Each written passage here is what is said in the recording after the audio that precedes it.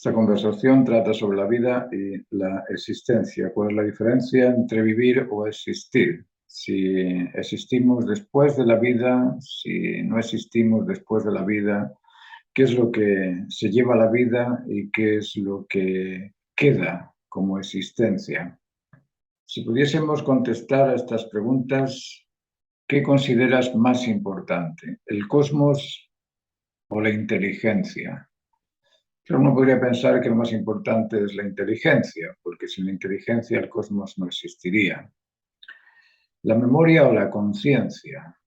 ¿De qué sirve la memoria si no hay conciencia? La conciencia es precisamente el rector que determina qué es lo que convence, qué es lo que no convence, qué es lo que voy a depositar o no depositar en la memoria. El criterio o la razón.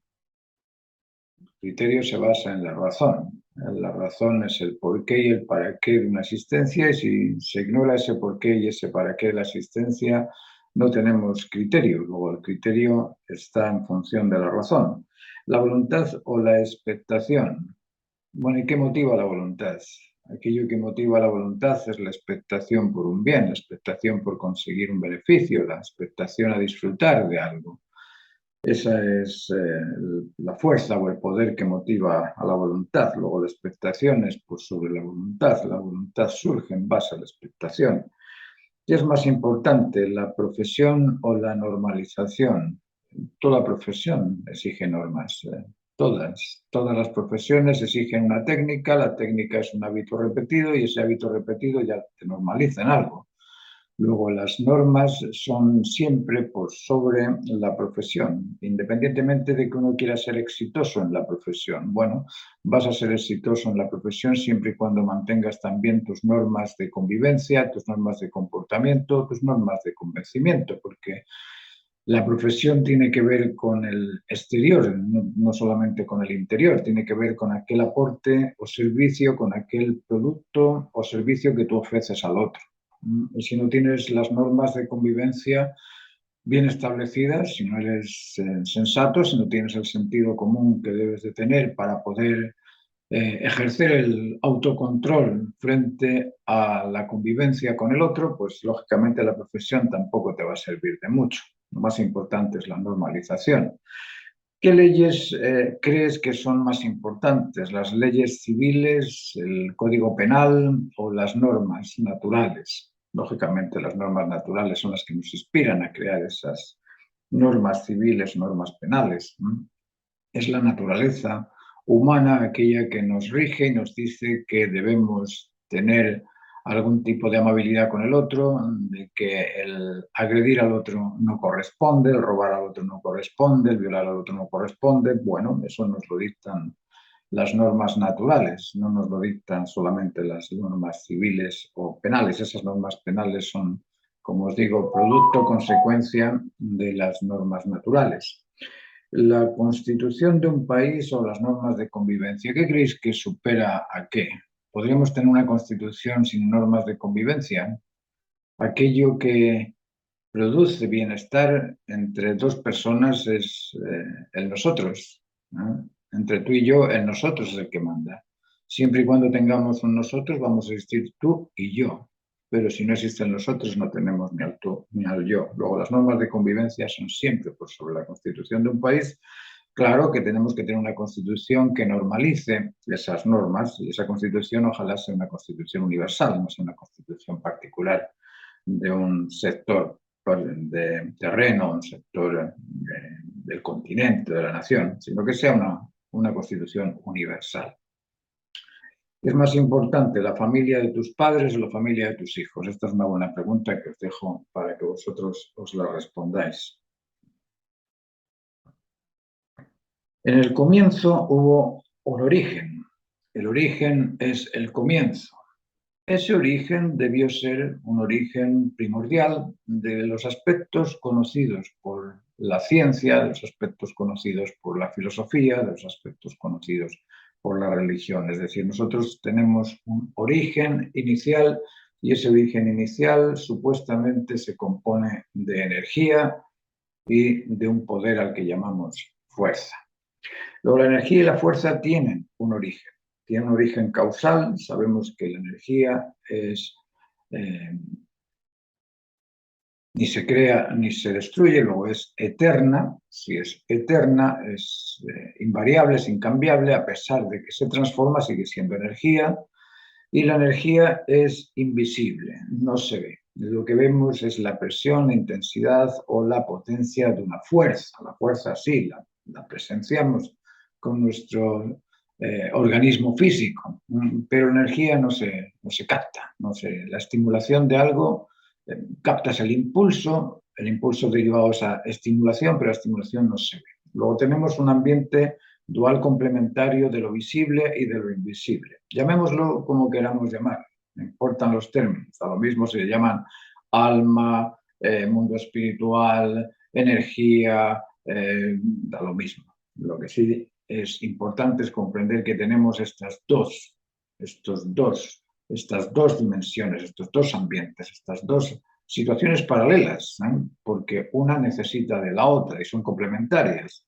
Yo no podría hablar si no tuviese una estimulación previa, y esa estimulación previa me permite el impulso del lenguaje. O estímulo e impulso son dos caracterizaciones, una invisible y la otra visible. ¿Tenemos una causa inicial intencional o tenemos una causa inicial espontánea, al azar y casual? Bueno, hay personas que no ven las normas de la creación, no ven las normas de la naturaleza, no las comprenden, no las intuyen, no las descubren, no saben que todo es conectivo, que todo es dual complementario, que todo tiene un centro, que en ese proceso de desarrollo existen tres etapas con una finalidad específica, que hay un rechazo al desorden y que todo se cumple, se completa y se perfecciona. Hay gente que no ve eso. Hay gente que no ve eso y te dice que la creación es espontánea, es un gran pum, es decir, es una Big Bang en inglés, que suena un poco más bonito que el gran pum, pero es eso, es un inicio explosivo. Un inicio explosivo, pero ahí deberían de responder a cómo se establece la información que justifica cada porción de la cadena trófica, por ejemplo, porque la existencia es un ciclo. Es un ciclo donde lo más pequeño va escalonadamente siendo depredado por lo inmediato superior o por lo superior, en cualquier modo. Es decir, hay una cadena trófica ordenada. ¿Y cómo se establece la información que justifica ese depredador del depredado? ¿Por qué los gatos se comen a los ratones? ¿Por qué? ¿Por qué? ¿Cómo? ¿Cómo se establecen los procesos consecutivos constantes en los sistemas? Nosotros tenemos un proceso consecutivo constante en el sistema digestivo, respiratorio, sistema circular. Tenemos los astros que se mueven en base a circuitos, a círculos, a óvalos, como queráis llamarlo, pero a procesos constantes. Entonces, ¿cómo lo espontáneo crea algo constante y continuo? ¿De dónde el azar puede existir en la continuidad? ¿De dónde lo casual, de dónde lo casual se repite metódicamente y secuencialmente una tras otra? ¿Cómo surge eso de lo espontáneo, del azar y de lo casual? Y si creemos que el origen es un origen espontáneo, al azar y casual, y que todo se debe a arbitrarias mutaciones, entonces, ¿qué credibilidad tendría la ciencia? ¿Por qué creer en una ciencia donde todo es espontáneo, al azar, casual y por mutaciones alternativas, espontáneas? ¿Qué credibilidad tendría la ciencia? Porque la ciencia lo que te dice es que las cosas son así porque son siempre así. ¿Y cómo se explica el origen, o cómo se explica que un origen causal o casual establezca razones constantes? Aquí yo me equivoqué al escribirlo. Ahí es cómo se explica que un origen casual establezca razones constantes. Es decir, el hidrógeno siempre va a ser hidrógeno, la suma de hidrógeno y oxígeno siempre nos va a dar agua. El CO2 va a estar siempre ahí, es un anhídrido carbónico que está ahí, se forma siempre, es lo que es. ¿Cómo? ¿Cómo lo espontáneo, cómo el azar, cómo lo casual, cómo esta especie de suerte mágica o lotería crea continuidad? ¿Cómo se crea la continuidad? El origen establece dos aspectos que son extraordinariamente fundamentales: el tiempo y el espacio. Algo que se inicia, supongamos que esto es 1 y se transforma en dos posiciones, la posición 1 y la posición 2 crean entre las dos una distancia. ¿Qué es el tiempo? La distancia entre un momento y otro. ¿Qué es el espacio? La distancia entre un punto y otro. Luego, el tiempo y el espacio existen contenidos dentro de la energía, deben de existir contenidos dentro de la energía, porque si no, la energía no podría transformarse en presión, intensidad y potencia. Porque ¿hacia dónde iría la presión si no hay espacio ni tiempo? ¿De qué manera cambio la intensidad de esa presión si no tengo un espacio-tiempo? Luego, al crear, se establece el espacio-tiempo, igual que en la madre, cuando existe embarazada.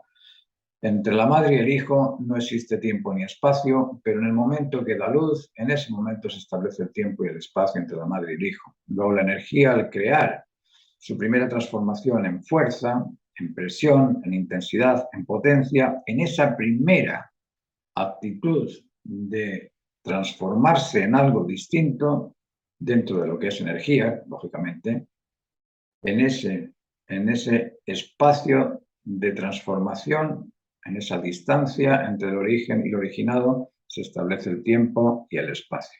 Ahora, el tiempo y el espacio, al igual que la energía, son eternos e infinitos.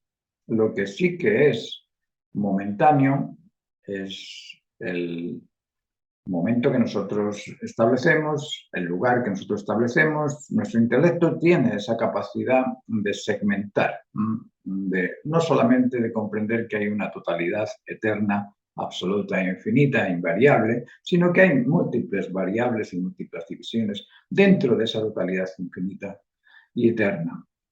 Luego nosotros tenemos energía y tenemos fuerza. La fuerza es una realidad sostenida.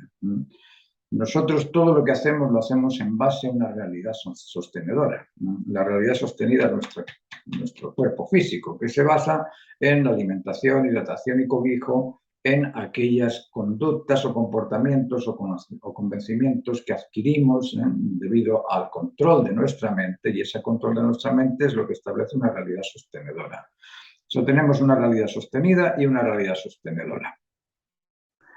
Decimos que la energía invisible se transforma en fuerza física mediante la transformación del estímulo en impulso. Eso los médicos lo saben muy bien por las hormonas, por el proceso de estimulación del exterior al interior mediante los neurotransmisores, que son esos transformadores de información externa en conocimiento interno. Luego, el origen es un origen causal, inicial e intencional, porque si tú tienes que transformarte en algo, al transformarte en algo existe una intención. No hay nada que se transforme por sí solo. No puedo decir, sí, el fierro se transforma en óxido cuando pasa el tiempo y le llega el oxígeno al aire, claro, sí.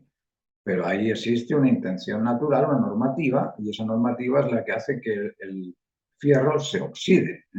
No se oxida por casualidad, siempre se oxida igual. Es decir, hay una predisposición con una finalidad específica, y esa finalidad específica es la de transformar el fierro en óxido.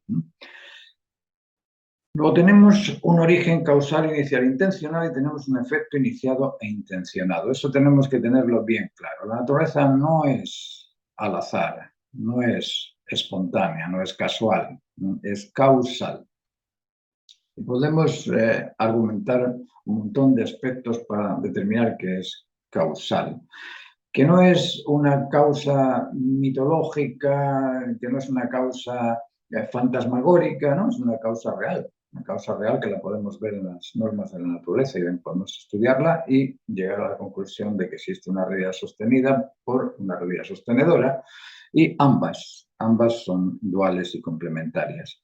En el caso del ser humano, el ser humano contiene esa realidad sostenedora y esa realidad sostenida desde el embarazo. En el momento en el que el espermio, que es un ser vivo, se integra dentro del óvulo, que es un ser vivo, y fomenta en el periodo ovular, en el periodo embrional, el periodo fetal, todo ese periodo que se inicia en esa cooperación, en esa concordancia, en esa consecuencia, en esa coordinación entre dos seres vivos, porque el espermio es un ser, el óvulo es un ser, los dos están vivos, si estuviesen muertos no funcionarían, ¿no? Son de esos dos seres vivos la vida empieza a funcionar, ¿no?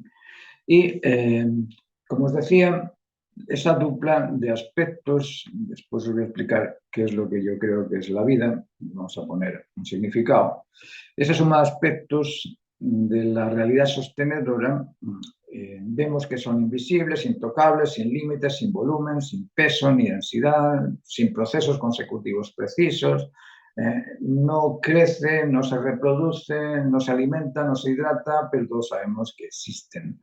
Existen y son operativos, alertan y atraen, concuerdan, convencen, conectan, no siguen procesos, pero se establecen. El amor no tiene un antes o un final, se establece. El convencimiento no tiene un antes o un final, se establece. El bienestar no tiene un antes y un después, se establece. La valentía se establece en el momento, la atracción se establece, la confianza se establece. No son células vivas. La información transformada entre las hormonas no se ve, pero produce sustancias químicas. Ahora está de moda todo este tipo de problemas hormonales. Está de moda el saber que el estrés produce cortisol y el cortisol afecta al riñón, afecta al estómago. Sí, todo eso ahora se sabe. Antes era algo desconocido, pero poco a poco vamos descubriendo cosas que nos acercan a la naturaleza humana o a la naturaleza de la creación, que son los dos aspectos rectores del universo y de la humanidad. En el aspecto sostenido, en esta parte física, que yo la dibujé con un triángulo con los tres lados que encierran un límite, mientras que el triángulo de arriba está abierto, está ahí, las cosas no están concretas. En esta realidad sostenida tenemos un aspecto tridimensional limitado, concreto, que crece, que se alimenta, que se reproduce, que se muere. Es un proceso de consecución de aspectos físicos. Eso es lo que tenemos por fuerza, la fuerza creadora de las cosas, basada, motivada por el estímulo energético, es la que se origina toda la creación. Tenemos la existencia y la vida, estos dos aspectos. ¿Qué es lo que existe? ¿Qué es lo que está vivo? Vamos a ver, la vida es el conjunto de fuerzas que permiten la consecución de un propósito. Es decir, la vida es un poder móvil, es un poder motriz, es un poder de cambios, es un poder que va transformando consecutivamente, no al azar, consecutivamente va transformando nuestro cuerpo, va transformando el cuerpo de la planta, el cuerpo del animal, el cuerpo de las cosas que existen, se van transformando. Antes un trozo de barro era barro, después se transforma en una teja, después acaba siendo un tejado, es decir, las cosas se van transformando. Ese es el conjunto de fuerzas que permiten la consecución de algo, decimos que es vida. ¿Por qué? Porque todo aquello que denominamos vivo es aquello que se mueve. Uno dice que la piedra no está viva porque no se mueve. Igual está viva porque está compuesta de átomos y los átomos se están moviendo. Lo que pasa es que no lo vemos con los ojos, pero sí que lo vemos con elementos mecánicos. Luego, vida es el conjunto de fuerzas que permiten la consecución de un propósito. Si tenemos claridad en esa definición, podemos asumir que la vida es todo aquello que se compone de fuerzas. Todo aquello. Absolutamente todo aquello. Desde el átomo hasta el ser humano, pasando por todas las especies intermedias. Luego, ¿está vivo un átomo? Claro, si se está moviendo, está vivo. ¿Por qué? Porque tiene fuerzas que permiten la consecución del propósito de ser hidrógeno, o de ser oxígeno, o de ser cualquiera de los elementos simples. Luego, vida es el conjunto de fuerzas que permiten la consecución de un propósito. Es más, si pensáis un poquito hacia atrás, darle vueltas al coco, a la cabeza me refiero, darle vueltas a la cabeza, al cerebro, y pensad en qué momento se inició tu vida.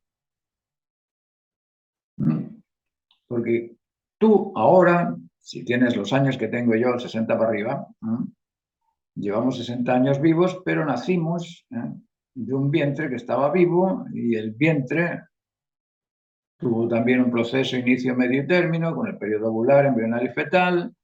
que estaba vivo, que viene de una inyección energética de un espermio que estaba vivo en el cuerpo de un ser vivo que nació de otro ser vivo, que nació de otro ser vivo, que nació de otro ser vivo, y ¿dónde se termina la vida? Haceros esa pregunta, sobre todo esas personas que tienen la tendencia a pensar que podemos matar, porque eso que creemos que es nuestro no está vivo. Bueno, pensadlo bien. Pensad dónde y cuándo termina o empieza la vida. Dónde y cuándo empieza o termina la vida. Aquí estamos haciendo una especie de visión hacia lo anterior, pero ¿qué tal si nos ponemos a verlo hacia el exterior, hacia más adelante? ¿Cuándo se termina la vida? Porque aunque yo detenga mi corazón, mi pulmón, mi sistema nervioso y todo eso se desarme, igual va a estar afectado por fuerzas naturales que lo van a oxidar, que lo van a transformar en abono para las plantas, en abono. ¿Y dónde termina? ¿Cuándo puedes decir, ya, la vida se acabó aquí? Bueno, os dejo con esa incógnita, pero era solamente hacer un agregado a aquello que estamos explicando de la existencia y de la vida. Decimos que vida es el conjunto de fuerzas que permiten la consecución de un propósito, y de existencia, ¿qué es la existencia? Bueno, la existencia es todo aquello conocido. Aquello que no conocemos podemos afirmar que existe. El juez no puede decir, no, tú no eres culpable porque desconozco al culpable. ¿Cómo? Que sí, que tú no eres culpable porque yo no te conozco. Bueno, claro, si no conoces mi culpa, no puedes decir que soy culpable. Pero ¿qué pasa cuando digo que tú eres culpable porque conozco lo que hiciste? Ahí puedo culparlo. Es decir, ese tipo de existencia declaramos que existe una vez que ha sido reconocido. Yo, antes de conocer que existía Júpiter, pues no sabía lo que era. Pensaba que era simplemente una estrella, una luz. Después empiezas a ver fotos y te enteras de que Júpiter es ¡wow!, una masa extraordinariamente grande, y empiezas a comprender y empiezas a dar o a permitir la existencia de eso que no conocías antes. Luego, existencia es todo aquello conocido que es o ha sido evaluado, porque si no ha sido evaluado no puedes reconocerlo. Al reconocer las cosas existen, pero al no reconocerlas no existen. Entonces, ¿podemos decir que yo soy un ser humano? Si comprendo la naturaleza humana y me reconozco en ella, puedo decir que sí, existo, soy humano. Pero si eso de la naturaleza humana no tengo ni idea de qué demonios es, ¿puedo decir que soy humano? Soy lo que soy, pero no sé si soy humano o no, porque ¿qué es ser humano? Es decir, el ser persona, nosotros que nos identificamos y nos sentimos tan orgullosos de ser lo que somos, resulta que no podemos afirmar que somos o que existimos, humanamente hablando, como humanos, porque no reconocemos cuál es la naturaleza humana. Entonces yo me creo un neandertal. Bueno, si piensan que un neandertal es una foto como esas que he visto, no he comprendido nada más que su parte externa, porque internamente no sé si tenía capacidades o que tenía, pero me parezco físicamente a esa cosa, entonces yo tendría la existencia de ser la foto de ese neandertal. Yo podría ser un Australopithecus, si es que el Australopithecus se parece a mí. Pero no podría afirmar que soy humano porque no sé lo que es la naturaleza humana. Entonces, ¿qué tenemos que hacer para poder existir? Lo primero que tenemos que hacer es reconocer esa naturaleza humana que nos hace humanos, porque nosotros, dentro de nosotros, tenemos una dualidad existencial complementaria que es muy importante, que es la animal. Es decir, nosotros tenemos instintos como los animales, pero tenemos una conciencia del ser humano que es distinta a la del animal. Y ahí podemos explicar razones por las que somos distintos. Nuestra sensibilidad, por ejemplo, se preocupa del cosmos. La sensibilidad del mono se preocupa de su especie. La sensibilidad de la vaca se preocupa de su especie. La sensibilidad del peral se preocupa de su especie. Es decir, la sensibilidad de la naturaleza se preocupa de su propio circuito, de su propia entidad como ser. Nosotros tenemos otra misión distinta a la de los animales. Tenemos ese poder de dominio y control total por sobre los instintos. Pero bueno, de eso vamos a ir hablando poco a poco. Luego, lo primero que tenemos que hacer es reconocer nuestra existencia. La existencia del ser humano comienza en el momento en el que el individuo es por sí mismo, por sí solo, es decir, de una forma autónoma, de una forma sola, solitaria, porque el primer humano no tenía maestros, no tenía padres, no tenía absolutamente nadie que le dijera como ser humano. El primer humano tenía que responsabilizarse porque nace libre, autónomo y responsable, y si eres libre debes de optar por aquello que te beneficia a ti y que beneficia a todo lo demás, porque libertad es la capacidad de optar por aquello que beneficia siempre a todo, porque aquello que beneficia siempre a todo no perjudica nunca nada. Ese primer humano tenía que ser libre bajo esa condición, de optar siempre por aquello que beneficia siempre a todo, para no perjudicar nunca nada. Era autónomo, luego si era autónomo era auto, uno mismo, nomo ley, era uno con la razón de ser, era uno con su naturaleza, era uno con la ley, era uno con las normas, debía de comprender cuáles eran las normas que lo beneficiaban. Sabía que comer ácidos no estaba tan rico como comer dulces, sabía que había cosas que le herían y le dolían y tenía que rechazarlas, sabía que tenía que conectarse con las cosas porque era un ser conectivo. ¿A quién le podía tener miedo ese ser? Miedo en cuanto a un estado de ansiedad y angustia determinado por mi propio convencimiento. Eso es miedo. Una cosa es el instinto de protección y otra cosa es el miedo. El instinto de protección te protege.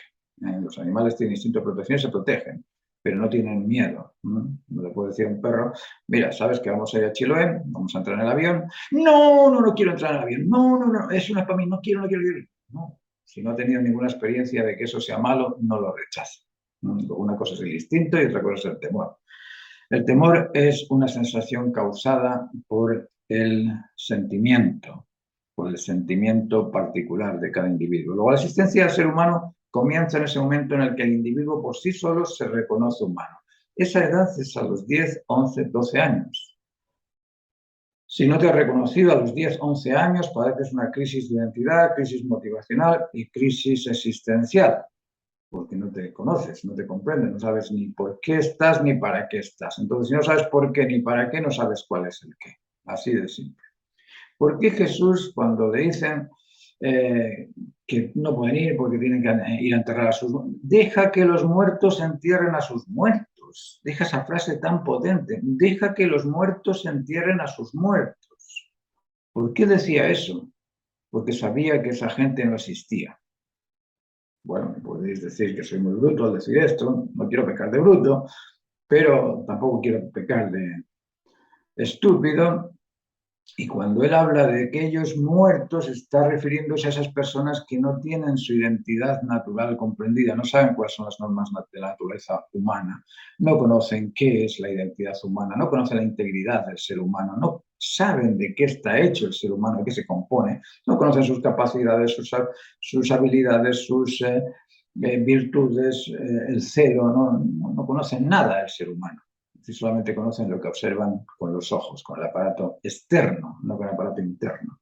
Luego, la identidad humana exige de la integridad del individuo y el reconocimiento de la experiencia de su completa realización normal humana. Es decir, el ser humano está aquí para hacerse humano, no para hacerse electricista, no para hacerse astronauta, no para hacerse torero, no. Estás aquí para hacerte humano. Es curioso que cuando alguien le pregunta a otro, ¿qué tal? ¿Cómo estás? ¿Y tú qué eres? No, yo soy electricista. Demonios, ¿por qué no dicen, no, yo soy un ser humano que estoy en proceso de desarrollo de las virtudes y estoy ejerciendo el control y dominio sobre el celo, los instintos y poco a poco estoy comprendiendo cuál es la labor que tengo que realizar en cuanto al desarrollo vincular afectivo. ¿Qué? ¿Qué? ¿De dónde salió este? Nadie dice eso. ¿Por qué? Porque nadie conoce su identidad. Y como nadie conoce su identidad, no sabe qué hacer en la vida. ¿A cuántos conocéis que digan, no, yo tengo claro, mi orientación en la vida es el desarrollo vincular afectivo, filioparental, parentofilial y fraterno-conyugal. Y eso es. Luego, solo existe aquello que es reconocido y la realidad de lo reconocido se le otorga la razón que justifica su porqué y su para qué. Escuchar esto bien, porque yo hablo muchas cosas muy rápido y a veces se escapa la explicación de aquello que para mí ya es asumido como válido. Solo existe aquello que es reconocido y la realidad de lo reconocido se la otorga la razón que justifica su porqué y su para qué. Lo más importante en la especie humana, lo que tiene que encontrar el político, el religioso, el filósofo, el científico, el profesor, el padre, todos tienen que encontrar cuál es la naturaleza humana, cuáles son las normas que me normalizan. Si el cosmos es un orden, ¿cuál es la ordenanza que lo ordena? Eso es más importante que el éxito profesional, la independencia económica. Fíjate qué pareja tengo, si parece sacada a Hollywood. Eso no importa. No importa porque si tú no maduras en tu naturaleza humana, no existes. Así de crudo. No existe aquello que no es reconocido. Si yo no me reconozco humano, no sé qué soy. Así de simple. Luego, solo después de reconocer la naturaleza humana y sus normas, el individuo puede normalizarse naturalmente en ellas. No quiero pecar de duro o de bruto, pero sí quiero que os deis cuenta de que lo más importante en la vida no es disfrutarla paseando, no es bailando, no es cantando, no es haciendo un tipo de profesión, sino que es buscando la finalidad humana que tiene que ver con el establecimiento vincular, filioparental, fraterno-conyugal y parentofilial. Y ese es el centro rector, y ese centro rector es el que ha sido más atacado a lo largo de la historia que ninguna otra cosa. Luego, ¿tenemos esta noción de lo que somos? No tenemos esa noción de lo que somos, pero tenemos que comprendernos y si en eso os puedo ayudar un poco, tratar de aprender un poquito esto que, no sé, al menos a mí me sirve y creo que podría servirnos a todos. Pero cada uno va a estar en su momento, en su interés particular y seguramente para vosotros es más importante lavar el auto que reconocer estas cosas. Pero en aquel momento en el que hayáis lavado el auto y tengáis tiempo para pensar esto, sobre todo por las noches antes de acostar, darle un repaso a esta charla. ¿Te conoces? El ser humano es el conjunto, o es un conjunto dual complementario compuesto por alma y cuerpo. Sabemos que estas partes de arriba son invisibles, estas partes de abajo son visibles, son notorias, son limitadas. Tenemos capacidades y tenemos también instintos. Tenemos virtudes y tenemos también habilidades. Y tenemos una cosa que se llama dominio y físicamente tenemos el poder. Bueno, vamos a hablar un poquito de todo esto.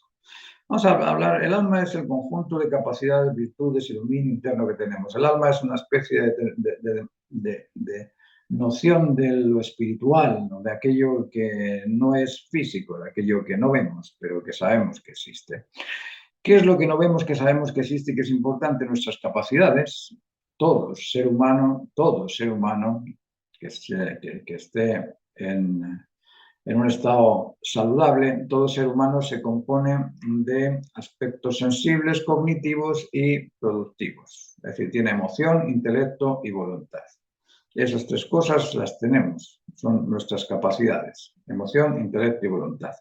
¿Tenemos virtudes? Sí, claro, tenemos la prudencia, la firmeza y la templanza. ¿Qué son las virtudes? Servidores custodios. ¿Para qué me sirve la prudencia? Para optar por aquella alternativa válida. ¿Para qué me sirve la templanza? Para poder ajustarme a las diferencias del otro y poderme templar frente a esas diferencias. ¿Para qué me sirve la firmeza? Para terminar aquello que empiezo. Luego, las virtudes existen. Y el dominio es esa capacidad humana que tenemos de controlarlo todo. Absolutamente todo. Somos capaces de controlar la Tierra entera, el cosmos entero, y en la medida que vayamos creciendo vamos a ir dando cuenta de que nuestra capacidad de dominio es universal.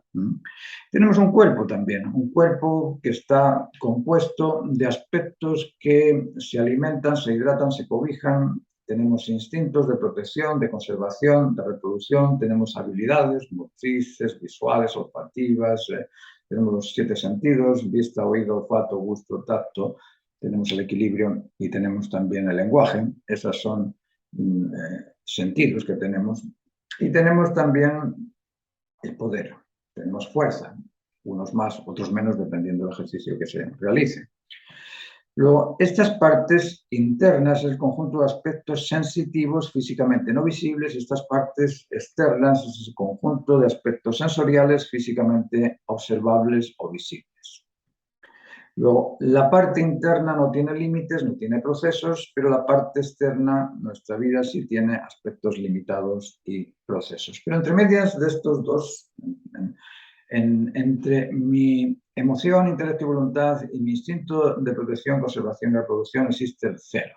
¿Por qué decimos que existe el celo entre los dos? Porque tenemos celo físico, nos dice, oh, mira, el toro está en celo, o la vaca está en celo, o la oveja está en celo, o la perra está en celo, el perro está en celo. Están en ese periodo de conectividad, en ese periodo de buscar la unidad. ¿Qué es el celo? El servidor custodio de la unidad.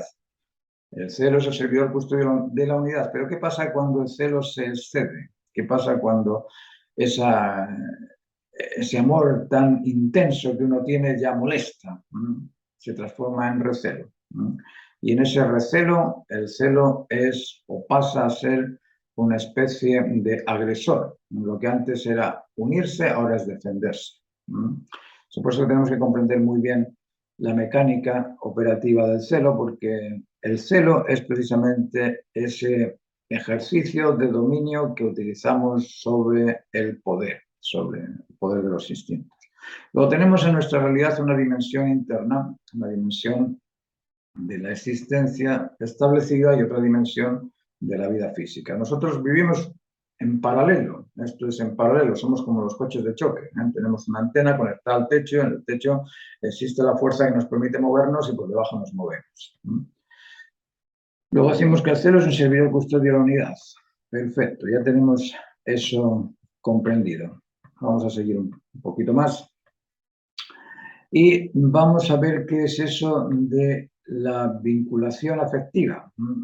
Nosotros decimos que tenemos emoción, intelecto y voluntad. Nuestra emoción busca el vínculo afectivo, nuestra emoción busca el agrado, la amabilidad, el cariño, todas esas palabras que son muchas, muchas, muchas, pero que en ocasiones no sabemos cómo ordenarlas. Bueno, las podemos ordenar dentro de esa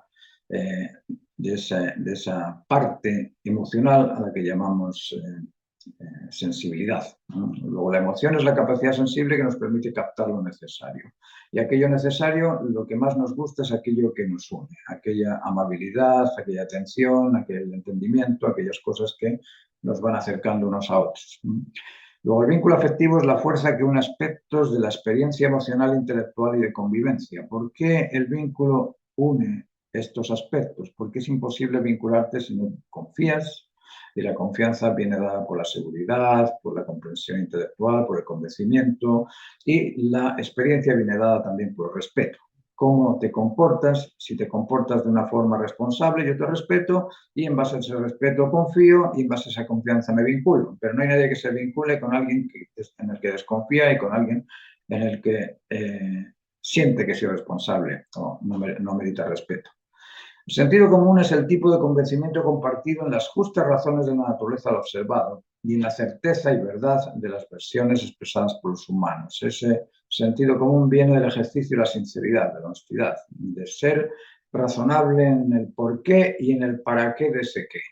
Cuando eres razonable en el porqué y en el para qué de ese qué, estás haciendo una deducción, inducción, una demostración mediante el discernimiento de que esa razón del qué es por eso y es para eso. Y de esa forma se justifica. De ahí sacamos que la sinceridad es importante.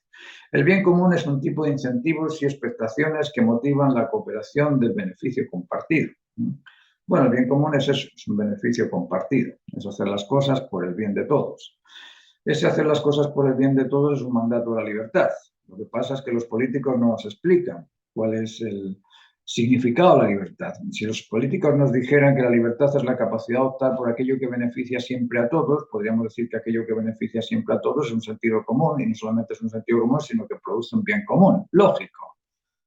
es que no hay que ser muy intelectual, o no intelectual, sino inteligente. No hay que ser muy inteligente para darse cuenta de que si yo opto por aquello que beneficia siempre a todos, no perjudico nunca nada, pues me libero. Me libero del rechazo, de la acusación y del reclamo, que son los tres argumentos que utilizamos para decirle al otro que no ha optado por aquello que beneficia siempre a todos.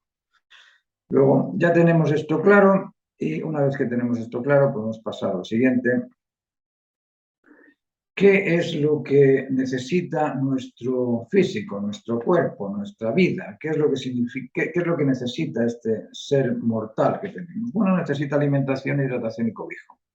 Esos tres aspectos son determinantes. Sin alimentación no vives, sin hidratación no vives, sin cobijo lo vas a pasar mal, te vas a resfriar, vas a acabar con una fiebre y te puedes terminar.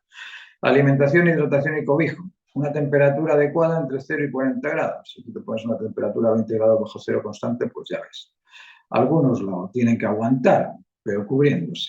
El ejercicio y el descanso. Bueno, ejercitarse lo normal para tener huesos sólidos, músculos elásticos, músculos fuertes, pues es lógico. El descanso es suficiente. Nada más que es suficiente. Uno no necesita estar todo el fin de semana en la cama. Basta simplemente con descansar. Y, lógicamente, tener un buen ambiente social, con respeto mutuo, con seguridad, con amistad. Esas cosas son las que nos permiten desarrollarnos físicamente. Y además, si estamos bien físicamente, pues estamos también estimulados para pensar en algo más profundo que lo físico. Bueno, decíamos que nuestra parte interna, nuestra existencia, se compone de capacidades sensibles. Tenemos emoción, que es la capacidad sensible de captar lo necesario, y la emoción se nutre o recibe o percibe o almacena o de alguna forma dialoga con las sensaciones y con los sentimientos. Las sensaciones y los sentimientos son parte de este ser emocional, de esta naturaleza sensible que tenemos. Ahora, ¿qué es la sensación? ¿Qué es el sentimiento?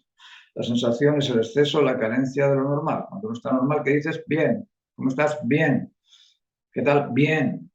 ¿Por qué? Porque no tienes ningún tipo de sensación, no tienes ningún exceso ni ninguna carencia. Al no tener exceso ni carencia, no tienes ninguna estimulación sensible. Ahora, ¿qué pasa cuando estás carente de seguridad? Wow, tengo miedo, me van a atacar. Surge el miedo. ¿Qué pasa cuando tienes exceso de calor? Wow, transpiras. ¿Qué pasa cuando tienes exceso de frío? Tiritas. ¿Qué pasa cuando estás con falta de alimentos, carente de alimentos? Tienes hambre. Las sensaciones son producto resultante de el exceso o la carencia, y el exceso o la carencia estimula nuestro sistema nervioso y nos hace tener ese tipo de sensaciones. ¿Qué es el sentimiento? El sentimiento es el recuerdo de una sensación. Es decir, el sentimiento del terremoto lo tengo yo porque lo he vivido, pero cuando trato de conversar con algún europeo, pues no lo sabe porque son pocos los europeos que han tenido, los europeos, me refiero a los europeos de Centro Europa, que hayan tenido la noción de un terremoto grado 8. Como tampoco puedo comprender las sensaciones que produce el embarazo, que está embarazado. Vale, entonces sabemos que la emoción se basa en sensaciones y sentimientos, y esos sentimientos son captados por la capacidad sensible que nos permite utilizarlos después. Nosotros las sensaciones no las podemos transmitir, pero sí que podemos transmitir sentimientos. Los sentimientos los compartimos, las sensaciones no. Esa sensación de agridulce que tiene la aceituna, yo por más que se la quiera traspasar al inmediato, no puedo porque no se transmiten las sensaciones, pero sí se transmite el sentimiento de agridulce. Y digo, no, ¿está más agria o está más dulce? Bueno, ahí podemos comprendernos. Decimos que existen capacidades sensibles, existen capacidades cognoscitivas o capacidades intelectuales. ¿Y qué es el intelecto? La capacidad sensible que nos permite reconocer el juicio justo. Bueno, dentro de ese juicio justo van a existir dos cosas, el raciocinio y lo razonable. Lo racional y lo razonable y lo racional. Lo racional es aquello que yo razono en base a mi propio criterio, mi propio convencimiento, y lo razonable es aquello que todo el mundo va a razonar porque es lógico, es evidente, es determinante, es así, es cierto. Luego tenemos un raciocinio particular, y tenemos, además de ese raciocinio particular, tenemos un criterio que evalúa en base a nuestra conciencia, pero la conciencia la vamos adquiriendo poco a poco, vamos desarrollándola poco a poco en base a lo que ponemos en esa memoria de sensibilidad o de sentimientos y sensaciones, de conocimientos y experiencia, y todo eso va creando una especie de juez que determina después la sentencia de aquello que estamos observando. Luego eso se llama el criterio, y el criterio va a utilizar la inteligencia para poder determinar si aquello que está observando es acorde o concordante con el criterio o no. Y esa inteligencia no es ni más ni menos que la habilidad de comparar. Por eso que decimos que el método, Descartes hablaba de eso, de que el método de conocimiento es inductivo, deductivo, y nosotros discernimos. Y al discernir entre eso que induce o deduce, encontrando el por qué y el para qué, se logra la razón. Y tenemos también otra capacidad sensible, cognitiva y productiva, o motivacional o creativa. Esa producción se realiza mediante el uso de la voluntad. ¿Qué es la voluntad? Es la capacidad sensible de cumplir con el deber. Eso es la voluntad, la capacidad sensible de cumplir con el deber. ¿Cuándo tenemos voluntad? Cuando esperamos, cuando tenemos la expectación a disfrutar de un bien. Ese bien ya es un deber. Y en ese cumplimiento de ese bien nosotros nos satisfacemos, y la voluntad lo que hace es motivarte para poder conseguir ese deber. Luego, la voluntad es la capacidad sensible que nos permite cumplir con el deber. Estas tres capacidades son invisibles y son similares a estos tres aspectos que tenemos físicos, a estos tres instintos: el instinto de protección, de conservación y de reproducción. ¿Qué es el instinto de protección? Aquel que nos cuida y nos defiende de aquel tipo de riesgo o peligro. Es decir, el instinto de protección es un servidor custodio del peligro, de aquello que nos puede afectar a la vida, o que nos puede doler, o que nos puede romper algo. Ese instinto de protección es un cuidado, pero además es una defensa. Es decir, por un lado nos prepara para la lucha, para defendernos, y por otro lado nos prepara las piernas para huir. Eso es lo que hace el instinto de protección, mediante la alerta, que es una sensación de ansiedad, o, si ya no tenemos libertad, la angustia. La angustia es esa sensación que surge cuando no vemos posibilidades. No sé cómo pagar la cuenta de la luz, no sé cómo salir de esta casa, no sé cómo ganar este partido. En ese momento en el que no vemos ninguna posibilidad, surge esa sensación de angustia. Y cuando la extendemos, pues lógicamente acaba siendo una depresión, puede ser crónica. Tenemos el instinto de conservación, que se encarga de nuestra alimentación, hidratación y ejercicio. Este instinto de conservación es precisamente el servidor custodio del mantenimiento físico. Y el instinto de reproducción, que es el que se encarga de la perpetuidad de la especie, y es el que dignifica la pureza del individuo. ¿Por qué es tan importante el instinto de reproducción, y por qué tenemos que controlarlo? ¿Por qué existen en las religiones esa cosa en contra de la tentación? ¿Y por qué las políticas de los estados o los países también nos impiden tener este tipo de relaciones libres? Bueno, por una razón muy sencilla, porque nosotros a los 12 años ya seríamos capaces de poder reproducirnos, pero a los 12 años lo más lógico es que tengas embarazos prematuros y embarazos no deseados. Y esos embarazos no deseados desgracian toda la vida entera, toda tu vida. Es decir, si a los 12 años tienes un embarazo no deseado, el resto de tu vida vas a seguir siendo el padre de ese embarazo no deseado, y vas a tener que asumir las consecuencias del dolor y del daño que causa no solamente al hijo, sino a la esposa, a los padres, a los abuelos, a los amigos, a los hermanos, a toda la familia. Por eso existe, o se dice, que debemos controlar el instinto de reproducción, así como tenemos que controlar el instinto de mantenimiento. Si seguimos alimentándonos, comiendo, vamos a acabar pues con algún ataque al corazón, y si no nos protegemos lo suficiente, pues vamos a acabar en la clínica. Luego, los instintos tienen que ser dominados por el poder de la conciencia humana. Cuando el poder está en función de la conciencia, el dominio se hace de una forma natural y normal, y en ese control el celo es muy importante. El celo es el servidor custodio de la unidad, pero no debemos dejar que el celo se transforme en recelo. Al transformar el celo en recelo, se produce el rencor, el odio, el reclamo, la acusación, el rechazo. Todas esas cosas son típicas del recelo, son manifestaciones del recelo por no ser controlado por la conciencia del ser humano. Vale, tenemos también dentro de esta asistencia, tenemos habilidades sensitivas como la asociación, la lógica, la inducción, la deducción, el discernimiento, la sentencia, la comprensión, que son aspectos, como os digo, invisibles, pero operativos. Y tenemos también las habilidades sensoriales, vista, oído, olfato, gusto, tacto, equilibrio, comunicación. Y entre las dos tenemos ese sentido del orden conectivo, que es el celo, que nos puede ajustar una cosa con la otra.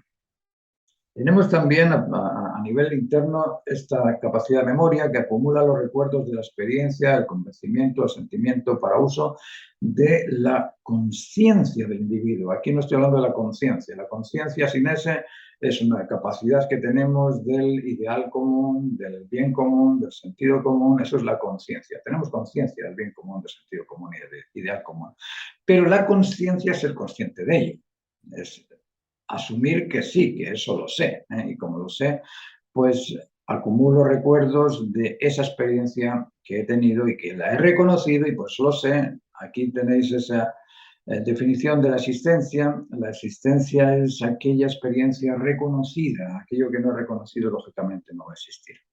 Luego aquí tenemos estos dos aspectos. La memoria que acumula recuerdos de experiencia, convencimiento y sentimientos para uso de la conciencia del individuo y la experiencia que percibe y permea del ambiente a la existencia. Es decir, la experiencia es una especie de neurotransmisor que pasa las cosas del ambiente a nuestro, no digo cerebro, sino a nuestra existencia interna, ¿no? Y la experiencia se transmite mediante el sistema físico-químico, nervioso, neuronal, lo que hablamos de los neurotransmisores, y pasan a esa existencia. Y ahí, cuando declaramos reconocido aquello que hemos experimentado, eso es lo que somos. Nosotros somos la suma de experiencias, la suma de experiencias reconocidas. Y experiencias reconocidas que sean de valor, porque aquello que no es de valor no nos sirve, no encaja, no entra dentro de nuestra psique. La existencia no tiene límites ni procesos, la memoria no se inicia ni se termina, la emoción no crece ni decrece, el intelecto no aumenta ni disminuye, ni comienza ni termina. El valor se establece, los valores se establecen, no son largos ni cortos, se establecen. Cuando tú dices te quiero, se estableció, algo pasó y que ahí lo verbalizas, pero algo pasó en ese momento, pero puede que 10 minutos después dudes de ello. El valor se establece. La existencia es el conjunto de valores establecidos, valores de plenitud, justicia y convencimiento del bienestar. Solo valores, el mal o la mentira o el desprecio no pueden ingresar en la existencia. Por eso se intuye que el cielo es un lugar de paz, y por eso se dice a los que se mueren, en paz descanses. ¿Por qué? Porque no entra dentro de nuestra psique aquello que es mentira. Aquello que es mentira lo declaramos. No, eso es mentira. Pero nos lo creemos cuando lo afirmamos cierto. Si alguien me cuenta una mentira y yo me la creo porque creo que es cierta. Después voy a determinar que es mentira y cuando determino que es mentira la olvido, la echo, la rechazo. ¿Por qué? Porque no puedo. Mi intelecto no se nutre de mentiras. El intelecto es la capacidad sensible que nos permite captar y reconocer la razón justa. Eso es el intelecto. Capta y reconoce la razón justa, no la injusta. Y bueno, y después tenemos físicamente la experiencia. Decimos que la vida es el proceso de adquirir experiencias, convencimientos, conocimientos, sentimientos, y una vez se termina la existencia, lo establecido queda establecida como lo adquirido. No hay nuevas oportunidades. La vida no te da otra oportunidad. Vives lo que vives y se acabó. Eres lo que fuiste, eres lo que eres y eso serás siempre. Pero eso se acaba. Lo que no se acaba es la existencia de aquello que has reconocido, porque tú lo acabas de declarar existente. Y si existe, existe. No se termina. Espero que con esto podáis comprender un poquito más a lo que se supone que es la naturaleza humana y que os sintáis también interesados en buscar aquello que os hace reconociblemente naturales, o que os hace reconocidos, naturales y normales. La naturaleza humana es lo más importante que existe junto con la naturaleza de la creación. Si te reconoces capaz de controlar y dominar las virtudes de la prudencia, firmeza y templanza, Si te reconoces capaz de controlar y dominar los instintos de protección, conservación y reproducción, si te reconoces capaz de controlar y dominar el celo emocional, intelectual y conductual, y si has establecido los vínculos filioparentales, fraterno-conyugales y parentofiliales, puedes decirte humanamente realizado al reconocerte humanamente normalizado. De esa forma existes. Eso es lo que puede existir de ti, esa experiencia. Ahora, hay quienes solo reconocen sus instintos. Hay quienes se cuidan, se defienden, ansían y se angustian a nivel de protección. Hay quienes se alimentan, hidratan, ejercitan y cobijan a nivel de conservación. Y hay quienes negligentemente se divierten con la impureza a nivel reproductivo. Eso es responsabilidad de cada uno. Aquí nadie puede obligar a nadie a ser absolutamente más de aquello que es, porque aquello que es lo que eres y no hay más que eso. Luego existe una existencia decente que nos dice que el ser humano es un ser incondicional ante el bien común, ante el sentido común y ante la conectividad afectiva. Y si nos paramos a pensar un poco en cuál sería el miedo de un ser inmortal, podemos decir que sería ilógico. Un ser inmortal no tiene miedo. ¿Cuál sería la inseguridad entre dos sinceros? Ninguna, no existiría. ¿Cuál sería el resentimiento entre dos vinculados? Ninguna. Si eres leal a la naturaleza humana y eres leal al otro, pues no tienes ningún tipo de resentimiento porque aquello que hicieras mal sería comprendido como un error, no como un fracaso insuperable. El resentimiento es producto de la desvinculación, la inseguridad es producto de la insensatez, el miedo es producto del egoísmo. Eso creo que está bastante claro. El cuerpo físico no es estático, se mueve y cambia continuamente. El cambio sigue incluso después de la muerte, porque la vida es de los cambios. El existente es la entidad conjunto de lo establecido. Lo establecido no cambia. Lo establecido permanece. Queda ahí. Pero tenemos que tener ese control del celo para no transformarlo en recelo. La unidad, la conectividad dual, el centro de los valores absolutos de plenitud, justicia y cumplimiento son normas naturales, no son inventos humanos, existen en la creación, basta darse cuenta en nuestro alrededor de cómo operan las especies. Si lo comprendemos, vamos a llegar a madurar. Si no lo comprendemos, vamos a estar siempre carentes, padeciendo crisis de identidad porque no sabemos qué es lo que somos, padeciendo crisis existenciales porque no sabemos ni por qué estamos aquí, ni para qué estamos aquí, y padeciendo crisis motivacionales porque no encontramos sentido a lo que somos. Y hay muchas personas, somos millones y millones de personas en el mundo y hemos sido millones y millones de personas que han pasado por este mundo. Y en muy pocas de esas personas has podido ver que existía la comprensión de la naturaleza, de la creación y sus normas, y de la naturaleza humana y sus normas. Nos hemos dedicado a inflarnos, a creernos superinteligentes porque descubrimos la primera partícula, porque descubrimos cuándo y dónde surgió el primer humano, porque conocimos que el mundo era redondo, porque conocimos y sabemos cómo hacer bombas nucleares y nos creemos satisfechos por saber esas cosas. Pero yo les podría decir que a esos miles de millones de personas que garantizaría que el 99,9% de ellos padeció crisis existencial, crisis motivacional y crisis de identidad, porque ninguno de ellos supo lo que era ser naturalmente humano.